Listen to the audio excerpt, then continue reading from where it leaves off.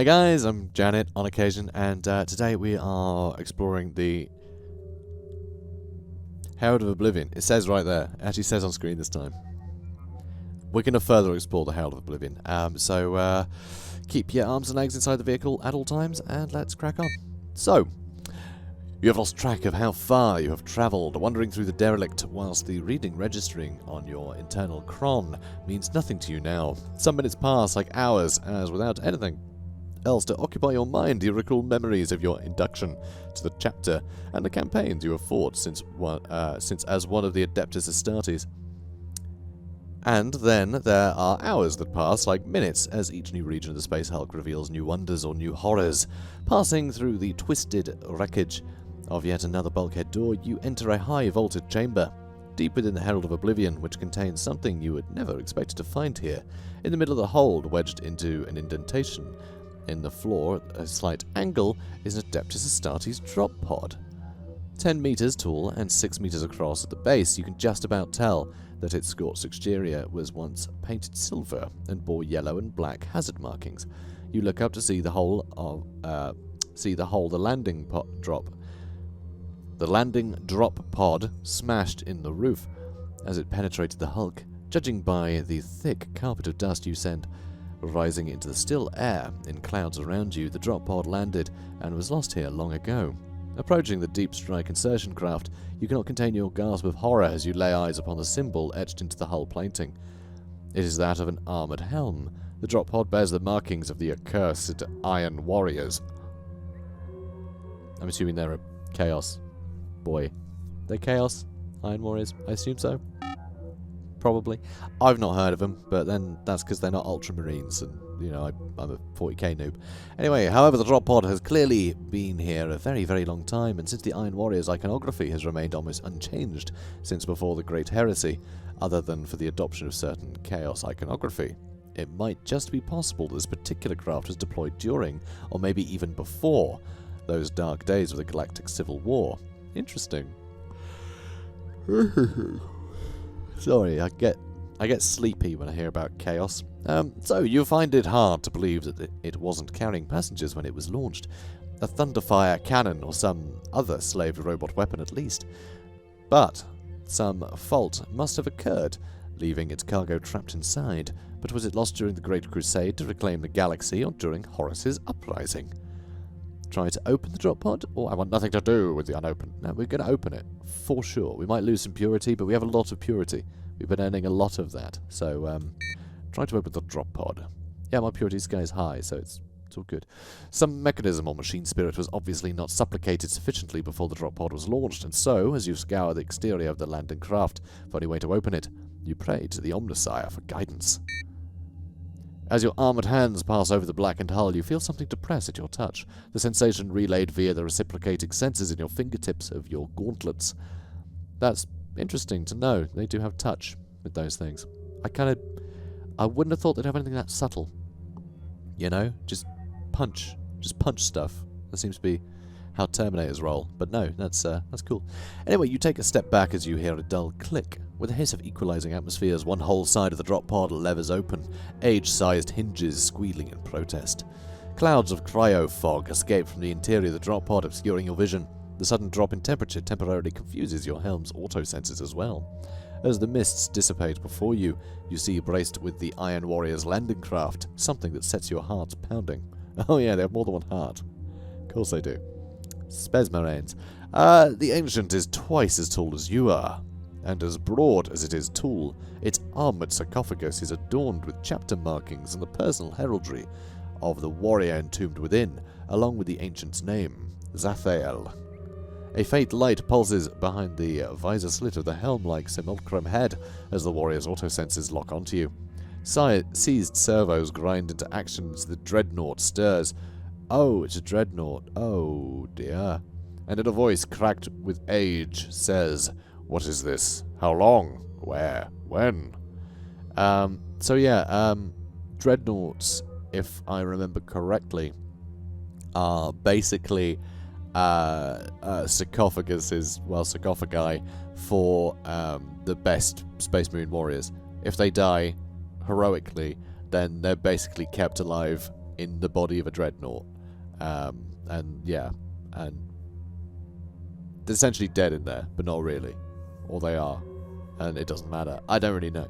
But yeah, dreadnoughts are basically just space marines that have been shoved in there, so it's all life support systems and big tanky monster thing. So yeah, very cool. Anyway, the ancient warrior is clearly confused, but then that is hardly surprising. Slowly the dreadnought's own internal cron answers one of those questions, as the ancient comes to understand the truth of the situation. So, slowly, do you take in the defaced chapter markings of its armor and the flensing claws of a power scourge, where you would have expected the dreadnought to be armed with a power fist. In a voice that booms with all the fury of an orbital bombardment, its former faltering quality gone, the ancient declares, "Too long have I slept, too long have I been kept from the cause of truth and justice, too long have I left that most vile betrayal unavenged." With a cruel rending of metal, the dreadnought pulls itself free from the drop pod. "Death to the traitor Emperor! Death to the lapdogs of the High Lords of Terror! Zathael, Angel of Vengeance, decrees it." As the metal monster advances towards you with great clumping steps, you prime your weapon. Zathael shall not rest until the galaxy has been purged of all those who continue to wage the long war against us. The ancient turns upon his waist bearing to face you, flexing his terrible multi-jointed talons, which unexpectedly become wreathed with twisting serpents of electrical fire. Starting with you. The dreadnought is one of the lost, sworn to the service of the ruinous powers, and being a dreadnought, the Hell Brute is a lethal fighting machine, perfectly capable of slaying entire battalions single-handedly. However, being a traitor to the Imperium, the Zathael beast must die. But how can you, even equipped with and armored as you are, take on the might of an ancient in single combat and prevail? Test my mettle against the dreadnought. I believing in my faith. What? Alright. Oh, is that... Nope, I don't understand. I believing in my faith of the Emperor. I, believing in my faith of the Emperor and righteousness of my cause. Yeah, I feel... I don't know. That seems structured, strange, but whatever. Or try a different tactic. I mean, we're a Terminator. Terminator is smaller, a small fry compared to a dreadnought, but... quite big fry compared to most things, but not a dreadnought. Different tactic might be nice, but it might just be like, no, that's heresy. Be upfront about it, mate. Just try and fight him. Beat him in an arm wrestling contest or something for the Omnissiah. You know what 40k is like. Trying to be clever is often the same as being heretical. It's very silly. But I'm going to try it. We're going to try a different tactic. The Imperial Fists are renowned for their expertise when it comes to siege warfare. It is a trait inherited from your gene-father, Herald of Dorn, who was master of the Imperial Palace's defences during the Great Heresy 10,000 years ago. This expertise manifests in part of an Imperial Fist's ability to read an environment and automatically understand how best to use it to his tactical advantage. Scanning the chamber, your eyes alight on the yawning hole, where part of the chamber floor has fallen away in times past. All that is left are the girder struts which once supported that now missing deck plating. And in that instant an idea forms. Zathael, Scourge of Olympia, shall rend you limb from limb. The ancient's voice booms from crackling voxcasters in its armor. Retreating before the Hell Brute's advance, you reach the edge of the precipice and then step out onto one of the exposed steel struts. The ancient keeps up with its advance. Maybe your plan might actually work. Zathael, Perturbo's chosen, shall write his name in your blood so that the false emperor shall know who has slain his lapdog champion. Alright then, Wheels of Fate. Really? So this could go multiple different ways, huh? Fist, skull, fist. Is that good? Is that good? It just looks like a guy going. So fine. Brilliant. The ancient advances.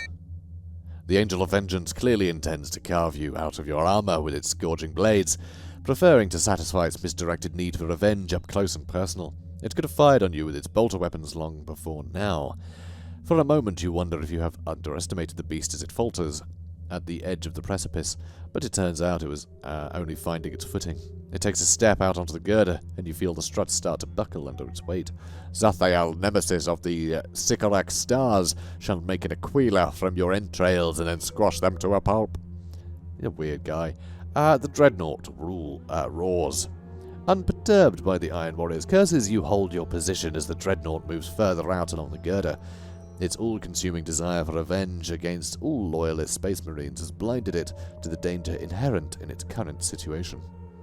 When the dreadnought is out of reach of the precipice edge, you make your move. With the cry of "For Dorn and for him enthroned on Earth," you charge the Hellbrute. Fire up the heavy flamer, or avenge Brother Kale with his holy weapon. I mean, it says avenge him, but, like, Chaos didn't kill him. But, still, a heavy flamer seems more appropriate, I think. But I wonder what a heavy flamer is going to do against a... I mean, the flame is good against armor? Do they melt steel? Probably. I imagine 40k would exaggerate a flamethrower to be that it would, you know, melts through steel. Or, chaos... steel. Whatever Chaos Dreadnought's made of. Anyway, fire up the heavy flamer. In the face of your unexpected attack, the Dreadnought automatically adjusts its footing to better brace itself on the girder, but in doing so, the metal toes of one foot miss the edge of the girder. For a moment, the Angel of Vengeance remains where it is, balanced precariously on the girder, and then it begins to topple. Its scourge clutches at thin air as the center of gravity is exceeded, and it plunges into the impenetrable darkness of the abyss below. Its scream of impotent fury. Yeah, right like that. Impotent fury is still audible long after it has disappeared from sight, and only ceases when it hits the bottom with a resounding clang. You make your way back along the girder, return to the safety of the decking plates. Okay, Trick Dreadnoughts do its doom. Oh, good. Good. Alright then. You gain 1 purity. Turning your back on the empty drop pod, you leave the chamber, and its dark secrets behind. Continue my way through the hulk. There is still no indication of Sergeant Valerius's presence aboard the Herald of Oblivion, so which member of Squad Scipio have you not yet hunted for? Epistolary Radamus. Yeah, the one with the silly name that I can't really say, but I think I might be nailing it, unless it's pronounced totally differently to how I think it is, in which case I'm not nailing it. That's fine. Epistolary Radamus. We're going to go find him now. Leaving the tomb ship behind, finally. That thing sucked. Glad to be free of its frigid depths, you lock your auspex onto the last signal you received from Epistolary Radamus' suit and resume your trek through the hulk. To begin with, you make good progress. 1 space freighter maintenance tunnel leading to 1 access shaft, leading to 1 disused maglev track after another. But then you access another bulkhead door, and as it opens, you're exposed to the blizzard winds beyond. Space hulks are so vast they contain a variety of contrasting environments within their endless kilometers of passageways and forgotten cargo holds, thanks to the humid heat of an engine reactor coupled with fractured coolant tanks. Some wrecks can support what are effectively jungles, whereas what you are faced with here is a frozen, icebound environment, no doubt the result of malfunctioning heat exchangers. Again. Yeah. The, nice chilly areas, they make me sleepy. I don't like it too humid. You are entering an ice cave, possibly formed from the interior of a fractured and trapped comet. And there is something else here. Through the ice at your feet, you can see an external airlock hatch, bearing a pair of headsman's axes. Trawling your hypno-implanted memories for a moment, you recall that the paired axe symbol is the badge of the Executioners chapter. The Executioners are descendants of the Imperial Fists.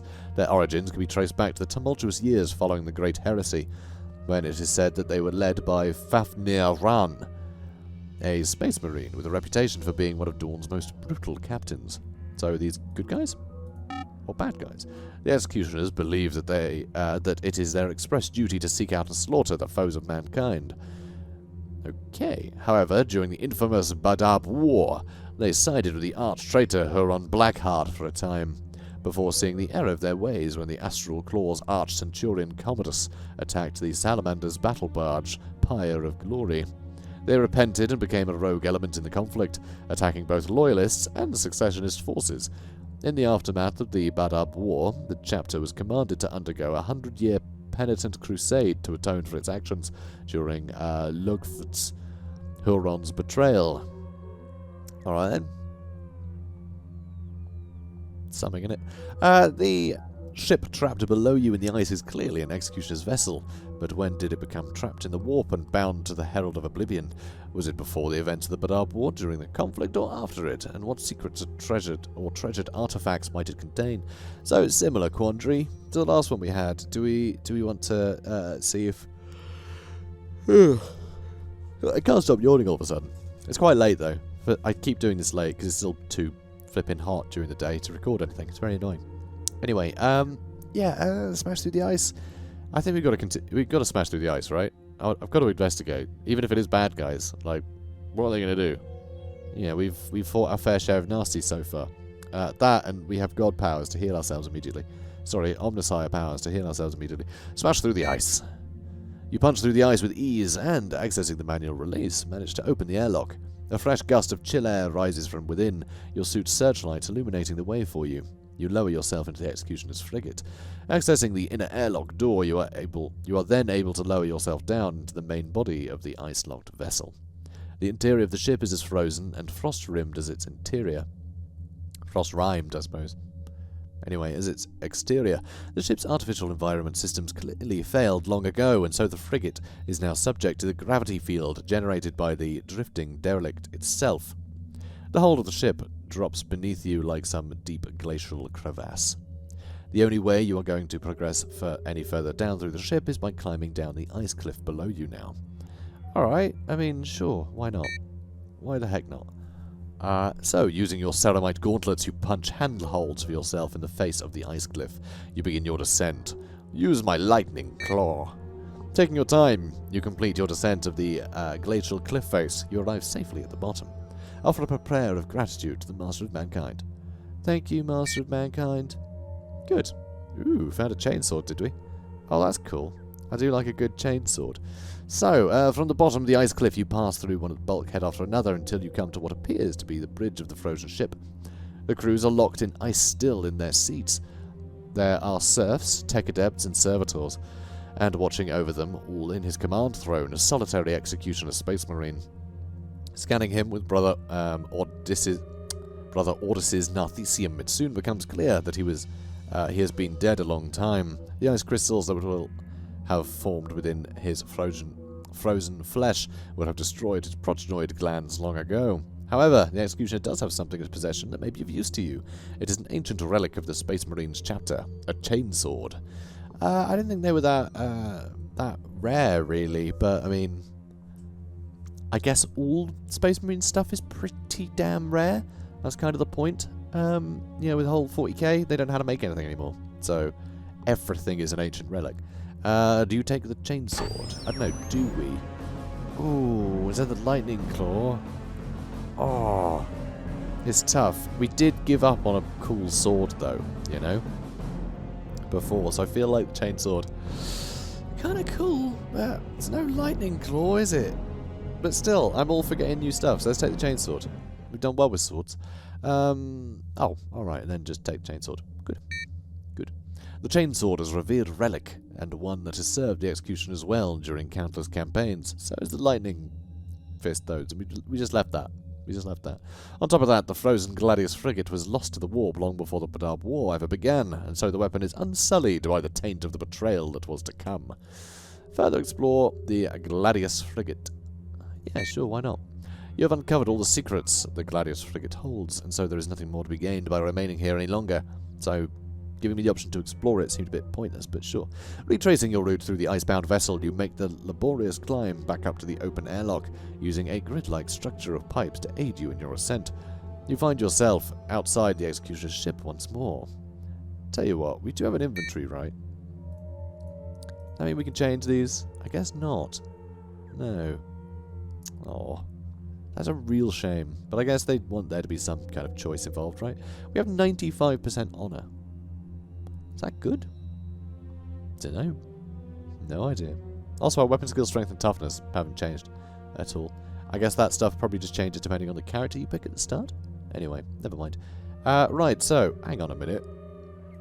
Also, we have 50 purity. which seems quite steep, because every decision we've had, it's just been, do you have more than 8? So, yeah, I feel like we're doing well there. Although, saying that, it could be because we're on, like, God mode. We're on, like, the easiest difficulty and all the rest of it. It might just give us max purity. I don't know. Anyway, set off again in search of Apostolari Radamus. With a signal from the librarian's suit as your target, you set off deeper into the derelict, echoing empty chambers the size of ecclesiarchy. There we go. The size of ecclesiarchy templums give way to the claustrophobic warrens of Xylaxian nest spheres. What? I don't know what that is, but sure. Which in turn give way to passages that appear to have been hewn from the rock of captured asteroids, which kind of worries me a little bit, but, you know, that's fine. Makes it sound like greenskins, you know, orcs, space orcs. It sounds like their ships. But anyway, continuing to follow the signal, you eventually find yourself in a large chamber that tapers to a point before a fissure that arises 30 meters through the rock wall in front of you. Whatever else lies beyond the fissure, it is within that you will find Brother Librarian Radamus. Please just keep calling him Brother Librarian. Please. Please keep doing that. Radamus, or whatever it is that remains of him. You ease your tactical dreadnought armor through the rift and enter the strangely miasmic gloom beyond. The rock walls themselves appear to ooze with slime. Slowly you realize that the substance of the tunnel isn't rock at all. Oh no. What you took to be the rocky exterior of a trapped asteroid was in truth the void-hardened exterior shell of some unimaginably huge Tyranid bioship. Begin making my way through the bioship. Yeah, that makes sense. It's a space Hulk game, isn't it? In essence. The biggest, baddest boys have to be the Tyranids, or else what's the point, you know?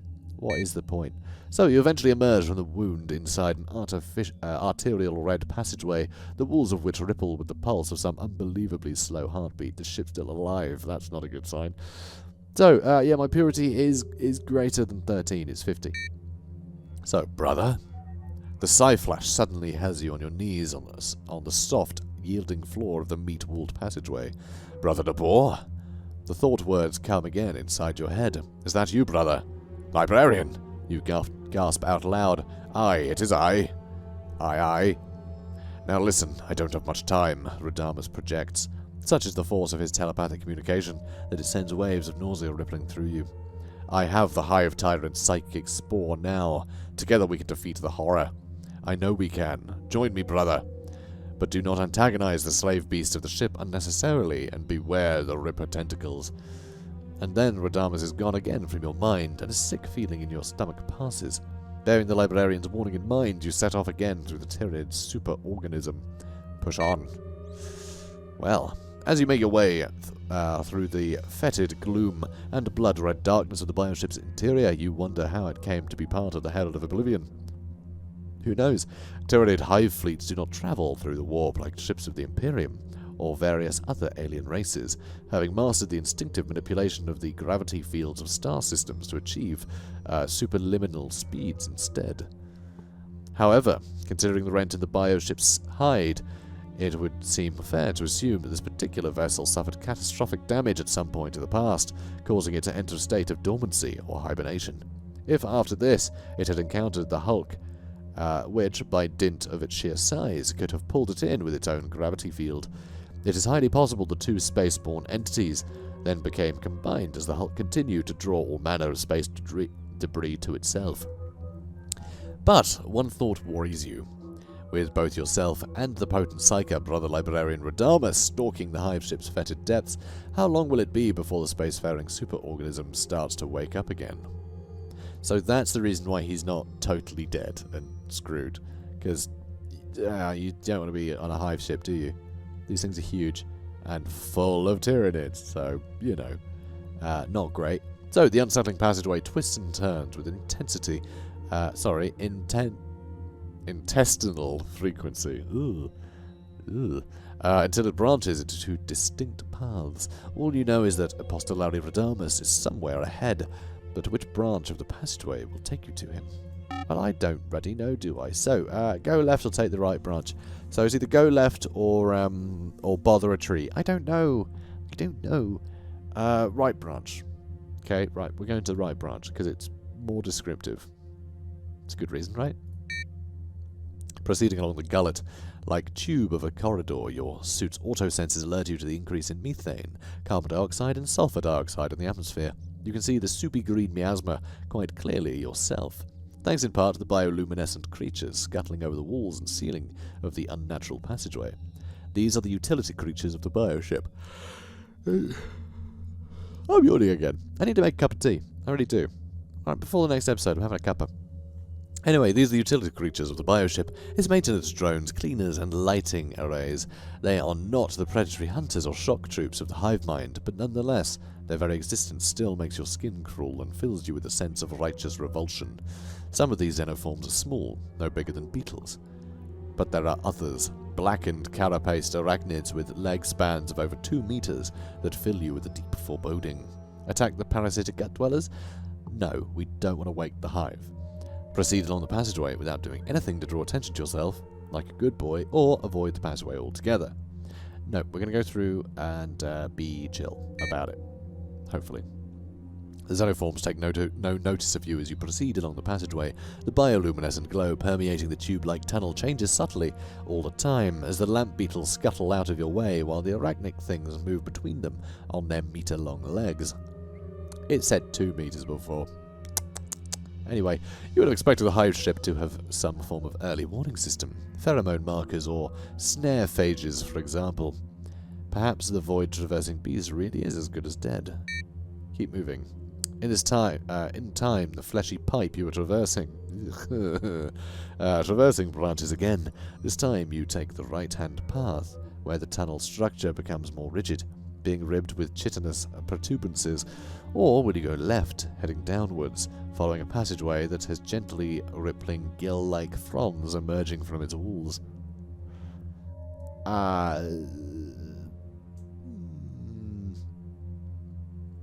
Left? I guess? Maybe?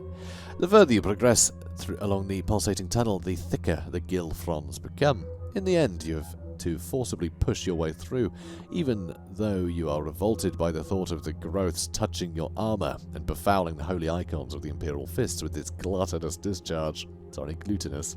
Either way, ugh.